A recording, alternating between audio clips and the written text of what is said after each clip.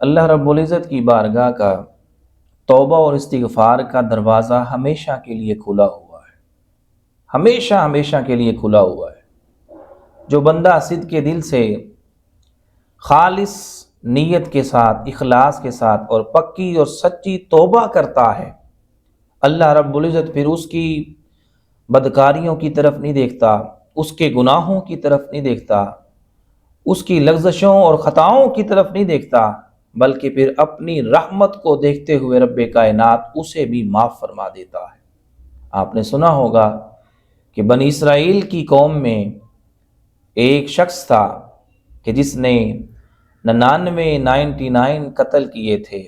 بے گناہ لوگوں کا خون بہایا تھا۔ تو اس نے کسی سے پوچھا کہ میری بخشش ہو سکتی ہے، میری معافی ہو سکتی ہے؟ تو جواب دینے والے نے کہا کہ تمہیں تو اللہ رب العزت نے معاف ہی نہیں کرنا، تمہیں بخشنا ہی نہیں ہے۔ اس نے غصے میں آ کر اس کو بھی قتل کر دیا۔ ایک دن اس نے اپنے دل کا حال بدلا، پکی اور سچی نیت کر لی، تو کسی سے پوچھنے پر اسے پتا چلا کہ فلاں بستی میں اللہ کا ایک نیک بندہ رہتا ہے، وہاں پہ جاؤ اور اس سے ملاقات کرو، وہ تمہارا مسئلہ حل فرما دے گا۔ تو وہ چلتے چلتے، واقعہ بڑا لمبا ہے، وہ چلتے چلتے راستے میں اس کی طبیعت خراب ہوئی، اس شخص کی اچانک موت واقع ہو گئی۔ اب موت واقع ہو گئی، روح قفس انسری سے پرواز، اس روح کو جنت والے فرشتے بھی آ گئے، جہنم والے فرشتے بھی آ گئے، آپس میں الجھتے ہیں، جھگڑا کرتے ہیں۔ اللہ رب العزت فرماتا ہے کہ اے فرشتو، تم آپس میں کیوں جھگڑا کر رہے ہو؟ جنت والے فرشتے کہتے ہیں کہ باری تعالیٰ، یہ نیک کام کی طرف جا رہا تھا، اچھے کام کی طرف جا رہا تھا، اس نے پکی توبہ کر لی تھی، پکی اور سچی توبہ، اچھے ارادے سے جا رہا تھا، نیک کام کی طرف جا رہا تھا، اس لیے ہم اسے جنت میں لے کے جائیں گے۔ تو جہنم والے فرشتوں نے کہا، عرض کی باری تعالیٰ، اس نے ساری زندگی بے گناہ لوگوں کا خون بہایا ہے، قتل و غارت کی ہے، لوگوں کو اس نے چین سے جینے نہیں دیا، بیٹھنے نہیں دیا، یہ جہنم کی روح ہے، ہم اسے جہنم کی طرف لے کے جا رہے ہیں۔ اللہ رب العزت نے فرمایا کہ جاؤ فرشتو، اگر تم ایک کام کرو، تم اپنی طرف سے زمین کو ماپ لو، اس کی میجرمنٹ کر لو، تم اپنی طرف سے زمین کو ناپ لو، اگر یہ باڈی، اگر یہ جسم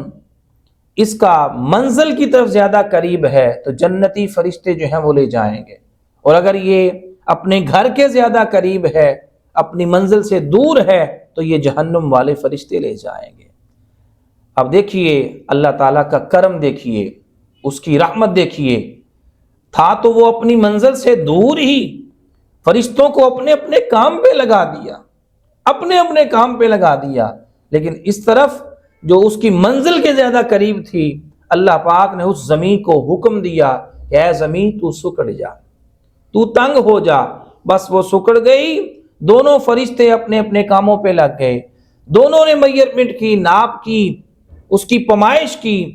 ہوا کہ ایک بالشت جو تھی وہ اپنے منزل کے قریب تھا، تو جنتی فرشتے جو ہیں وہ اس روح کو لے کے چلے گئے۔ اب ہوا کیا کہ اس بندے نے اپنے دل کا حال بدلا تھا۔ اللہ فرماتا ہے کہ اے بندے، جب تو اپنے دل کا حال بدل لیتا ہے تو پھر میں اوپر آسمان بالا پر بھی اپنا حال جو ہے وہ بدل دیتا ہوں، پھر فرشتوں کو حکم دے دیتا ہوں، پھر میں اسے جنت میں جو ہے وہ داخل کر دیتا ہوں۔ دوستان محترم، یہ اللہ کا فضل ہے، اللہ کا کرم ہے کہ بنی اسرائیل کی قوموں کو